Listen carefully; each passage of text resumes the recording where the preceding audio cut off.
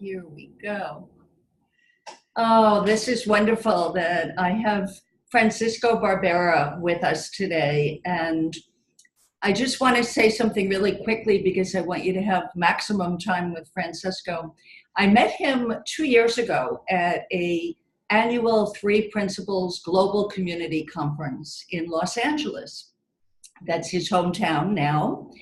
And Francisco is a business lawyer and a corporate lawyer, and he is a student of the principles, and he did a training with Pransky and Associates, who you will also find in the resource area. And he has a wonderful story about being single. And now he is very happily married with 2 children, I just found out when I met him and his wife at the conference. He had just had a newborn at that time. That child is 2 years old, and now he has a 2-month-old as well. So we may hear them in the background, I understand, at some point. But Francisco, tell us what was so helpful to you, like before you heard anything about the principles, how your life changed as you started to become more and more exposed to how we work as humans. Yeah, thank you. Well, yeah, learning the 3 principles was a great relief for me. I think that I had been on a kind of personal development journey for a long time before that, and what that looked like for me was really trying to eradicate low feelings and insecurities and self-doubts and anxiety from my mental life. And so to the extent those things were persisting and part of my life, I kind of felt like I was failing at this personal development thing, and I had more work to do. And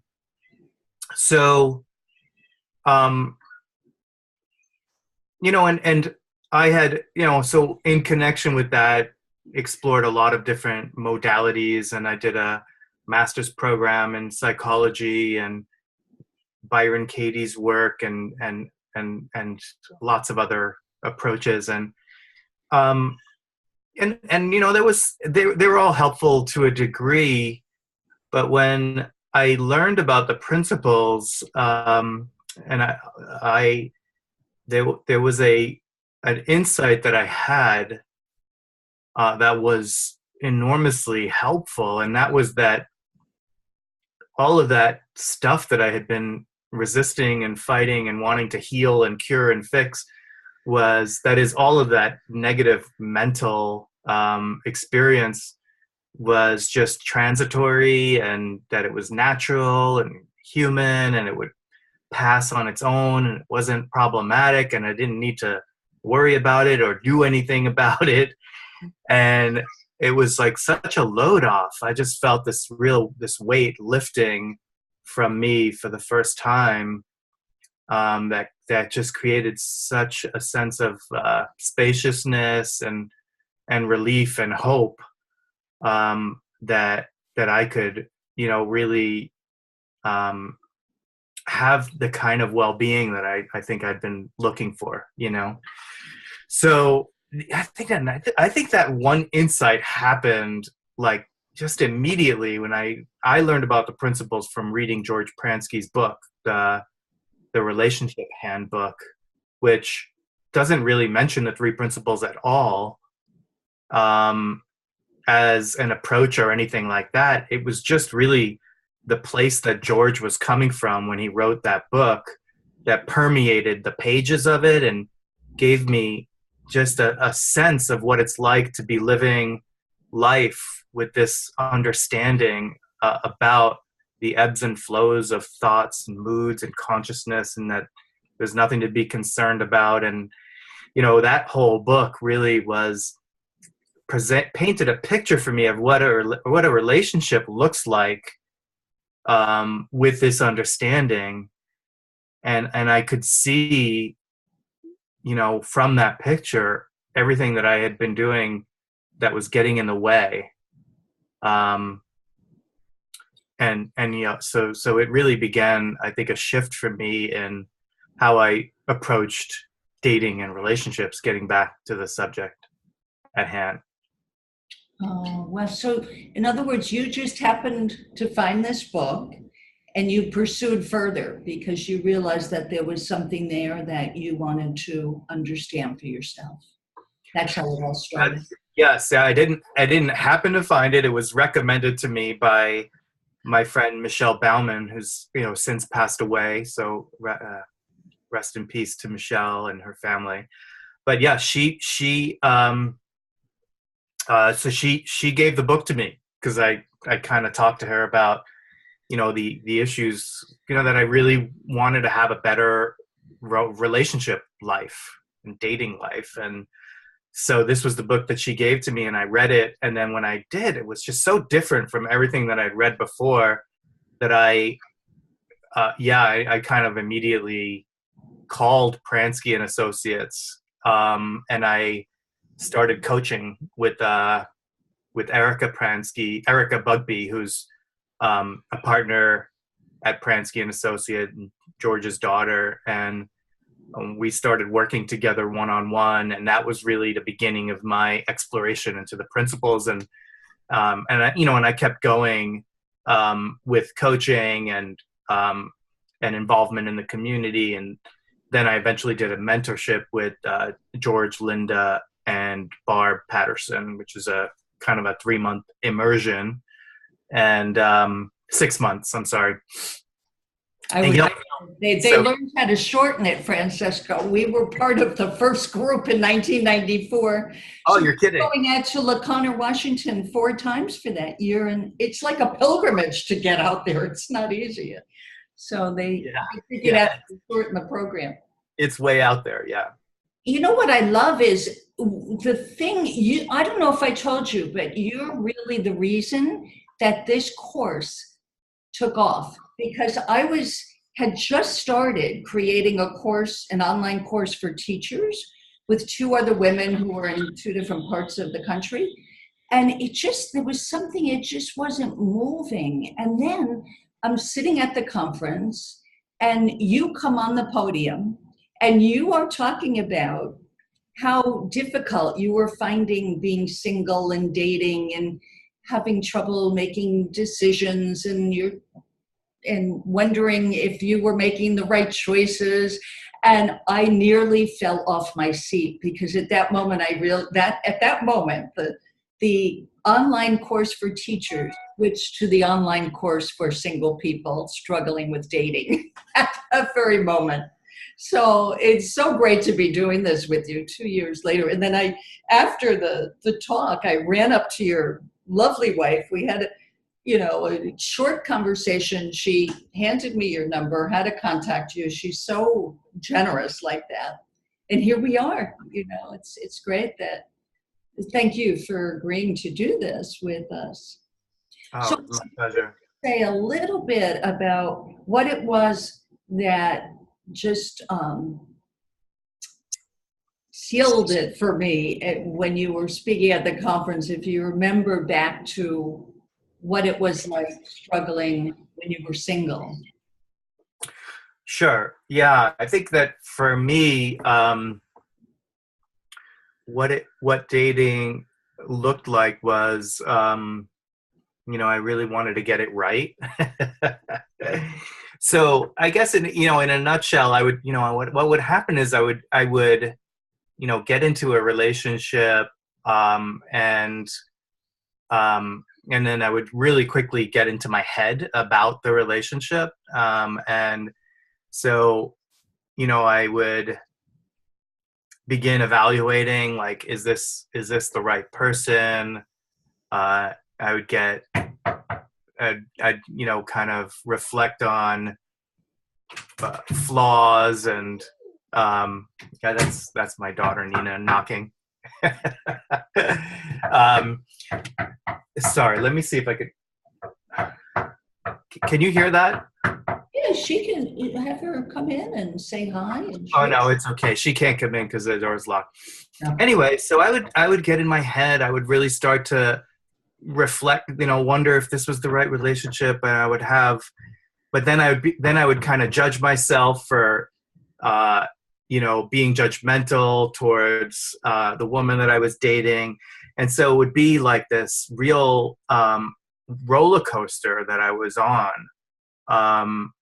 And it would, so in the relationship, I would get really hot and cold. Like I would get over my own thought, and I'd be like, okay, I'm going to be all in this relationship. And then I would have all these insecure thoughts, and I would withdraw and question whether it was the right relationship. And then I would be like, well, if this was the right person, I really wouldn't be on this roller coaster. I mean, this can't be a good thing that being in this relationship makes me so up and down. And so my relationships really would never kind of progress. They just would be, they would just stay in this lukewarm state of ambivalence, really, where I was on like a hamster wheel because I couldn't find a way out of my own circular thinking, and then, until eventually they would just kind of peter out. And so I ended up in a number of relationships where we would break up and get back together, and break up and get back together, and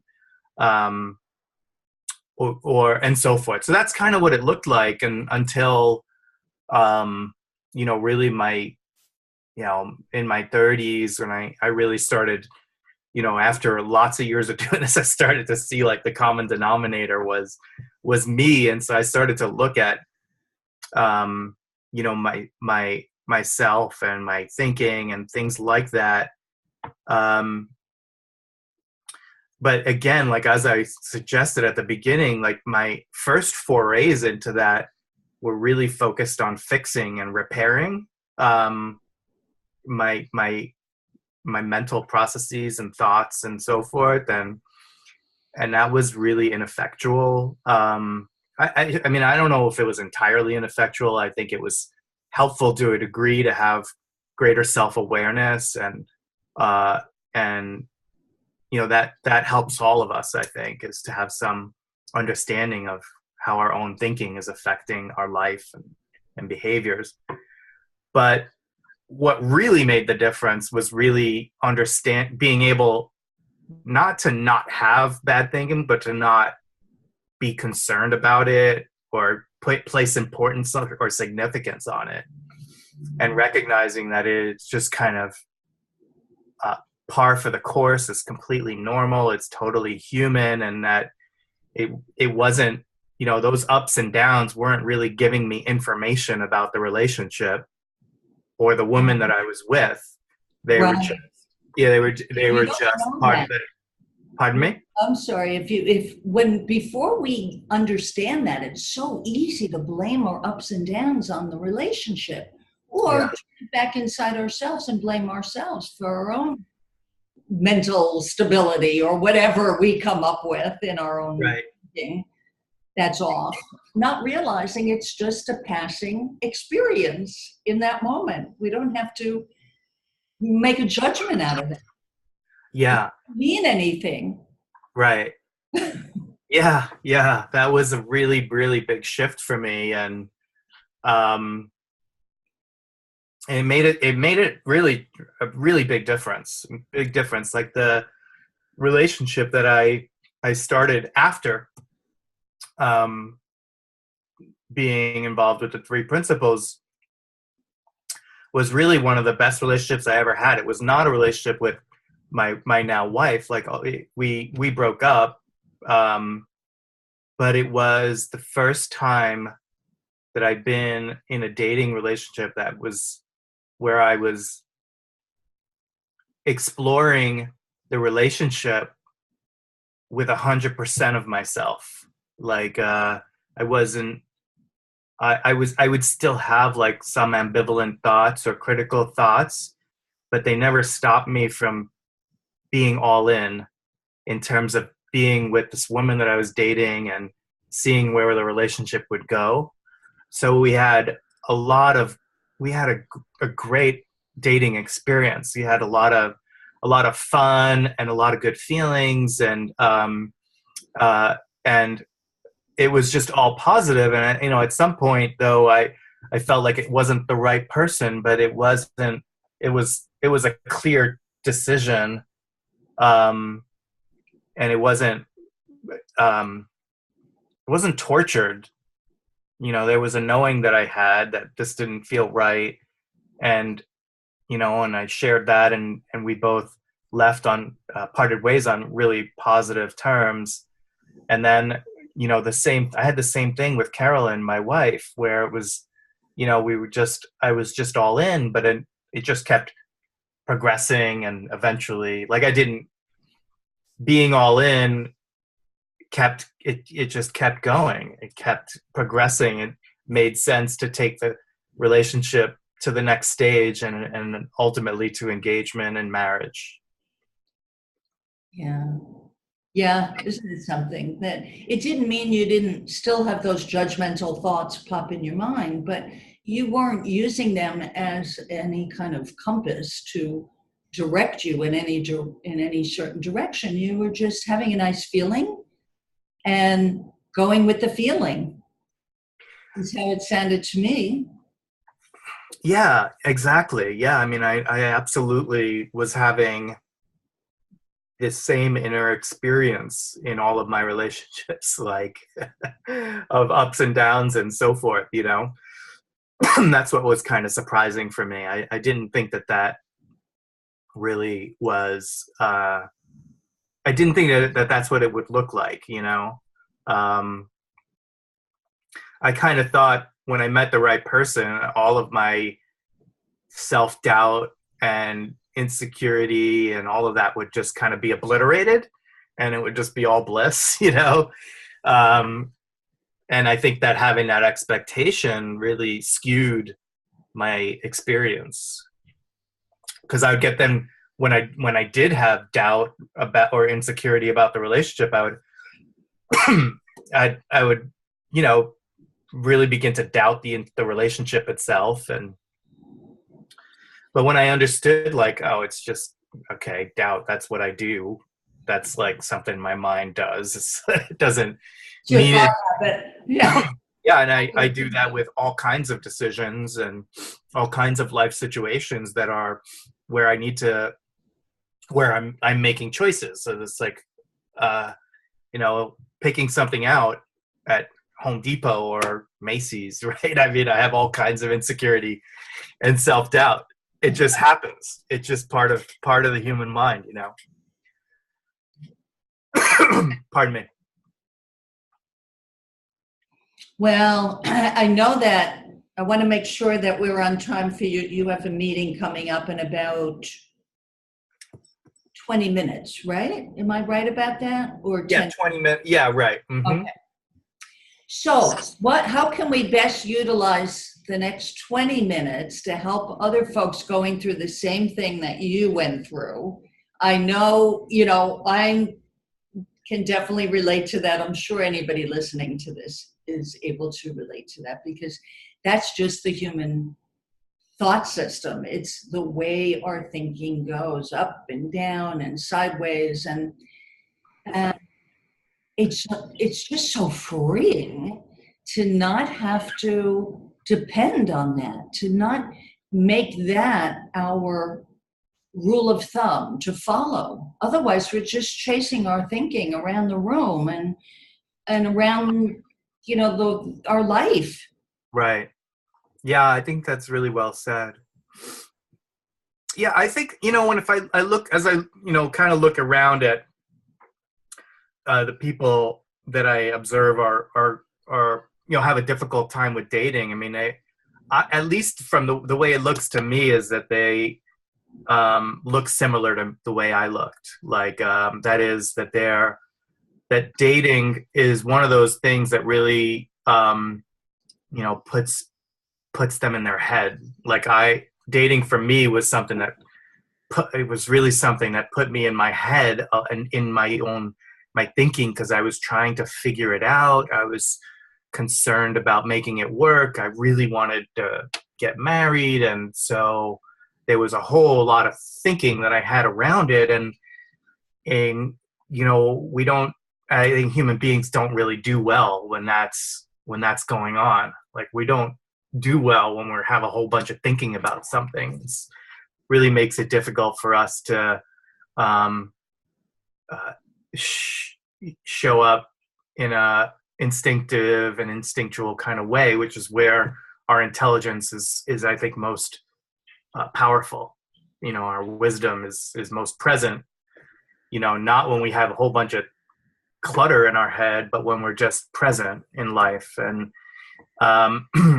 so I think that the journey for me to a better dating experience, involved learning to be more present and to trust that I didn't need to be in charge of making decisions at all in any kind of rational pro and con type of way, that just in showing up and being all in and coming from my heart, that there's an intelligence in that gives us what we need to make the right choices for ourselves, Yeah.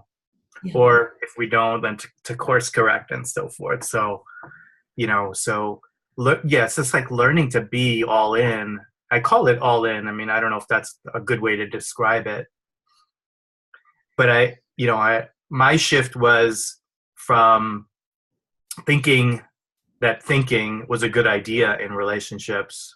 It's a great idea in your practice of law, right? You have to be in your intellect and figure things out and compare and contrast, but it doesn't work the same in human relationships. It's a different ballgame. Yeah. I like to think of it as the difference between the intellect, which you would use in your practice of law, versus a deeper intelligence where you just trust that you're having a nice time with this person. You don't have to think about where it's going to lead, or you'll be in the future rather than present. You don't have to even think about that or have that on your mind at all. Just in the moment of that date. Yeah, completely. And having a good time no matter what, and, prioritizing being in a good, positive, loving space, and, knowing that that's most likely what that there's a kind of intelligence in that. That's the right word. It's a deeper intelligence. It's not rational. It's a knowing, right? Yeah. Yeah. But it's also a lot more fun that way. I mean, it's a lot more fun. And that, I think, is really, like, that to me is the key. That's really, it's another way of saying, just have a good time. Right? I mean, that's like, if my mom were to give me dating advice, it would be the same wisdom. She'd say, just go enjoy yourself. Don't worry about it. Right. There's like great wisdom in that advice. I mean, I was kind of, too arrogant to see it, in my early days, but that's really like, that's good advice right there. Pure Definitely. wisdom. Yeah. Wisdom. Yeah, and she didn't, what's so great is that we have this understanding available to everybody who wants to dig deeper. And so you can understand on an intellectual level how your mom's advice was so right on and really meaningful. It wasn't just a flippant, just go and enjoy yourself. It's like, right. No, just enjoy yourself. That's the name of the game. Yeah, exactly. It was like, I took it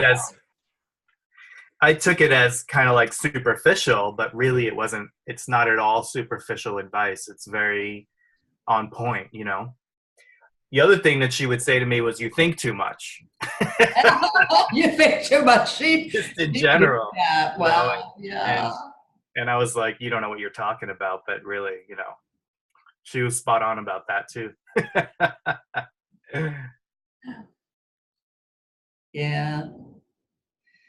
Wow, that's so wonderful. And you have a great life now.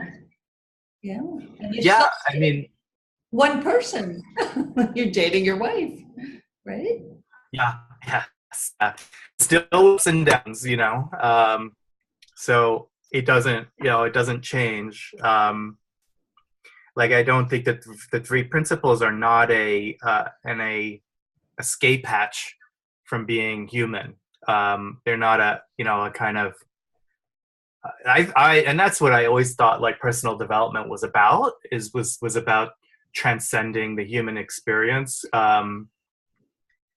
Uh, and I think with the three principles, what I have seen is it's really about getting comfortable with the human experience, or getting like through understanding it, like and gaining a philosophical perspective, as George likes to call it, on the human experience. Right. It's like the human experience is what it is. It stays the same, but it's our depth of understanding of it that gives us peace within the human condition, and that peace, I think, enables us to uh, to kind of kind of feel the intelligence behind our life and live like in that direction. Right, right. The less I find that the less I pay attention to all my little gobbledygook thoughts that go on, the quieter. I just feel so much quieter. And in my experience, my spirit lifts in that quiet.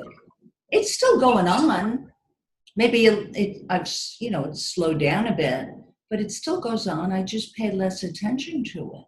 Right. If I don't have to pay attention to directions, how to get somewhere, or pay attention to a test I'm taking or whatever, then why pay attention to all the little negative things that go on and judgmental things that go on in my head? Who cares? It's not the point. Right. Yeah. What a Yeah. relief. It's such a relief that, we have that this understanding is out in the world now. It's It only is. been since 1973 that we know of. I mean, maybe in previous generations there was this understanding. I got lost. Who knows? But in my lifetime, and all of the people in our community who have been exposed to and just tickle pink that they've come across this, that their lives have changed so much. In fact, you were in a panel of people who had major transformations in their life. I remember Amy Johnson, the psychologist, was on that panel. She was dealing with eating disorders and then was exposed to these principles, and her life changed so much. She's now on a national speaking circuit. She's authored more than one book, I think. And it's a transformative experience, but it's getting back to who we really are, who we really were in the first place before we covered all that up, our essence up with all of our insecure thinking. Yeah. Yeah. Yeah. I think people experience a lot of gratitude for this understanding because a lot of us are really have a history of really being victimized by our own thoughts, really struggling under the weight of our own uh, struggles. And then, Perceived struggles, right? yeah, perceived struggles, which we really kind of have believed in and have tried to overcome. And but to have an understanding that enables all of that to seem more illusory and less real, and is such a great relief that I think it's natural to want to share it with other people. Right, right. Paying it forward, right? I mean, Yeah, it's going to be a nicer world when we hit a critical mass of people understanding that life is not happening to us, it's yeah. happening through us. That's, I think a lot of people, like I had, that was one of the first things I felt too when when I learned about the principles was, gosh, everybody needs to know about this. It's it's why that's why I think Jack Pransky wrote a book, like I think it was called like Why Didn't They Tell Us or something like that. somebody should have told us. And it Somebody was should have told us a client of his who named that book is that. how I Yeah, heard the story that, the client said, why didn't anybody ever tell me this before? It was the book. It's a great book. Somebody should have told us. yeah. No, I know, because geez, I wish I had known this years ago. I would have yeah, would have probably saved a lot of money and therapy and Right? yeah. Exactly. Yeah. I'm a therapist and I can say that. I'd much rather see, 1,000 people 2 or 3 times than see 5 people 1,000 times, whatever it is. That Right. overall, right? Yeah. Wonderful. So anything that we might have left off that you want one thing that comes to my mind, we have a few more minutes, and that's you and I have both made reference to this understanding. How Right. for people who are just new to this, how would you describe what that means to you? Well, there's the understanding that the entirety of our experience is a product of our own of mind, consciousness, and thought. So it's all there's it's our experience is generated internally. That is our experience of the outside world, other people, uh, our circumstances, and our emotional responses to them, and the thoughts we have. It's all coming from formlessness into form on the screen of our own consciousness and awareness, and it's all informed by an intelligence, and we're a witness to it. So what that to me what it means is that there's nothing really to be afraid of within our experience, and there's nothing that's permanent within our experience. It's just this ever shifting, evolving kaleidoscope of um, perception and emotion and thoughts. And so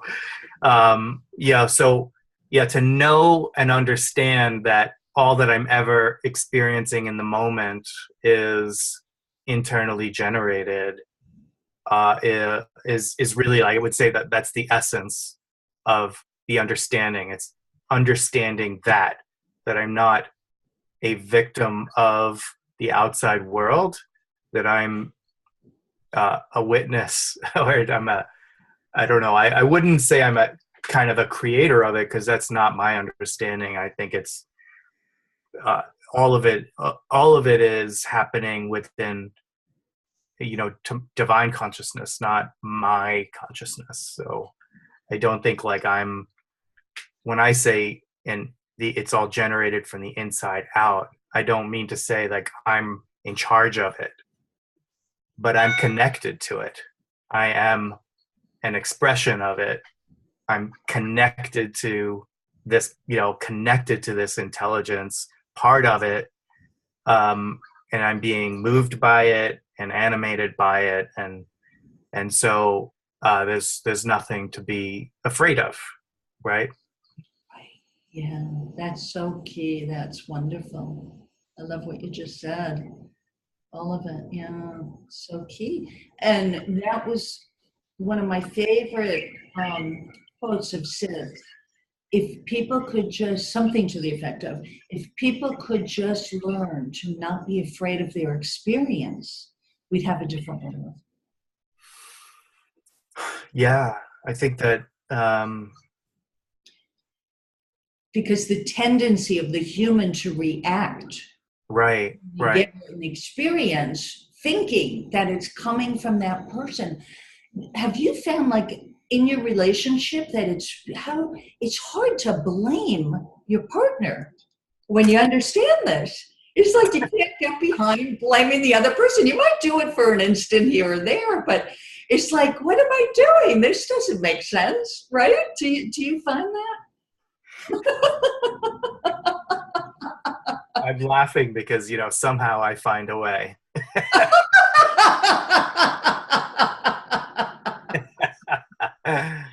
But I I bet you mean, don't do look, it you as know what? long as you would Yeah, have. yeah. The truth is, like, yeah, for sure. I blame Carolyn for all kinds of things, and we kind of get into it.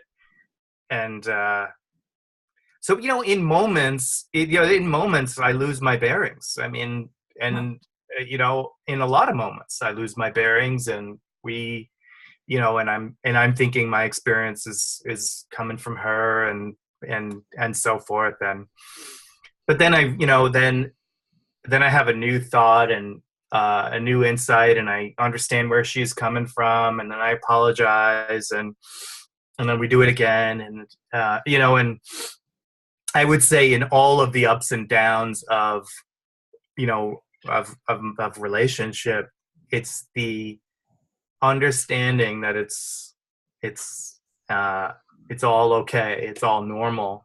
That is the most helpful understanding. Not that it's going to be all roses and peaceful and stuff, but that when it's not, that's okay too.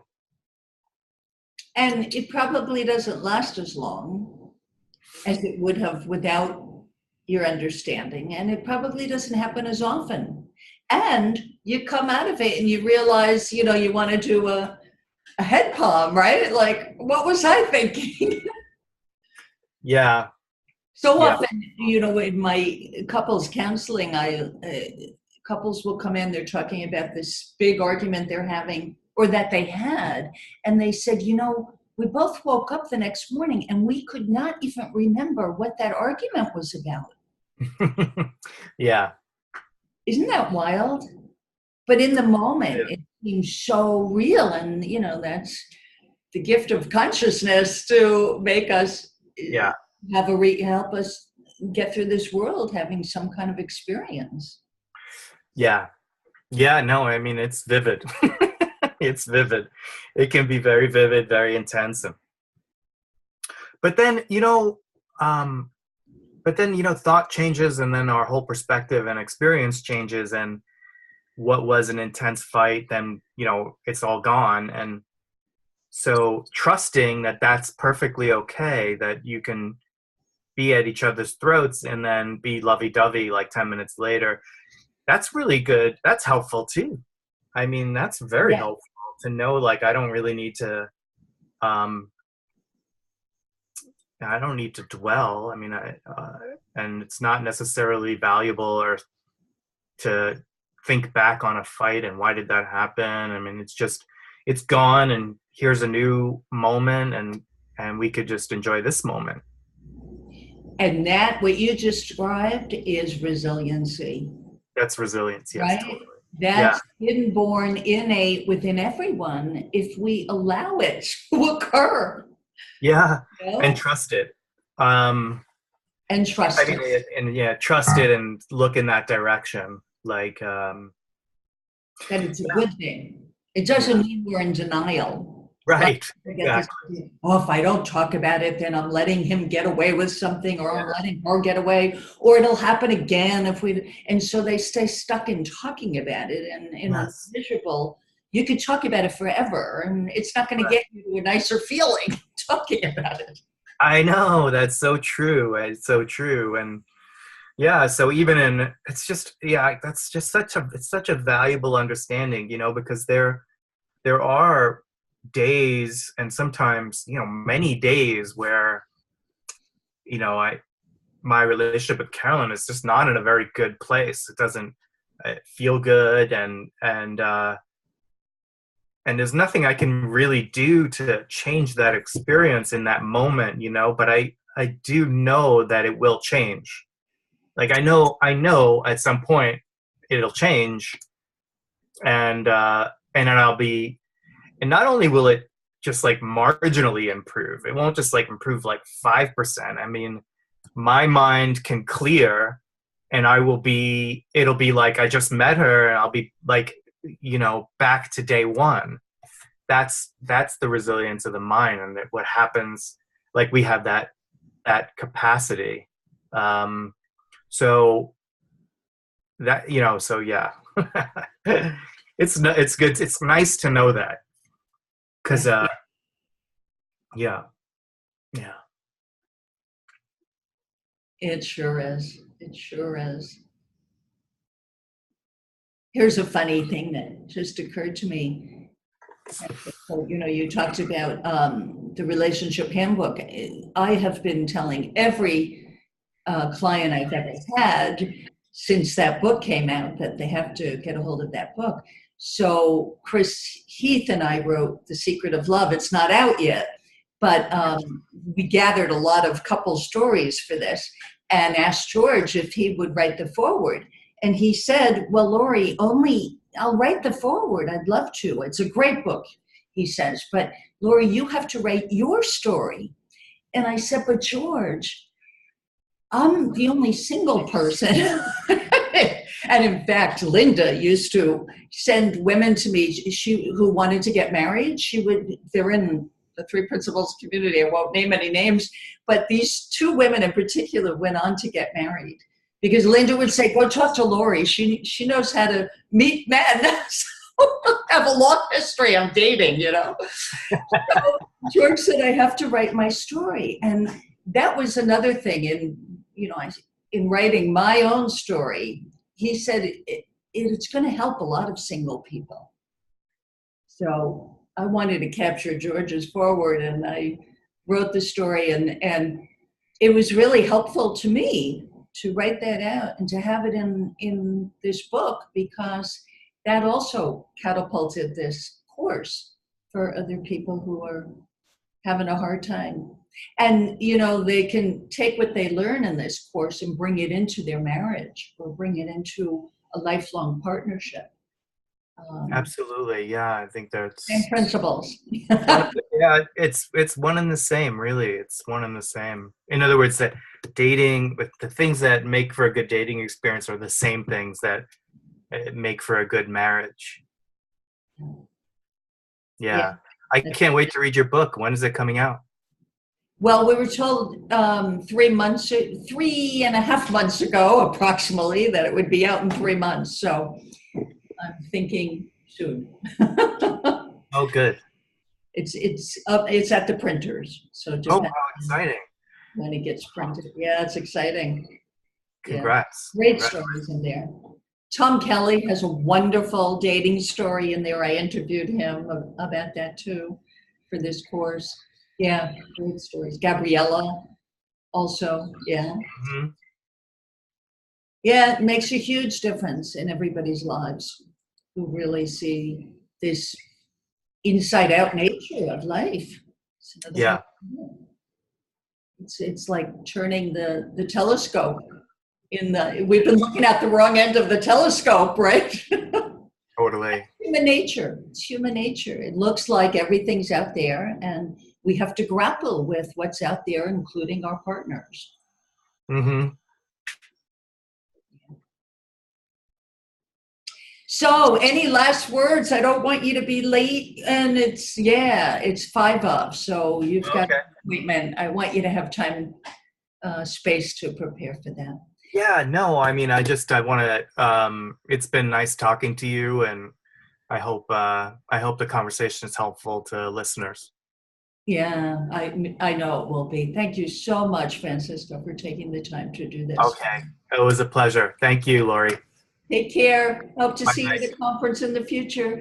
Likewise. Bye. Bye. Bye.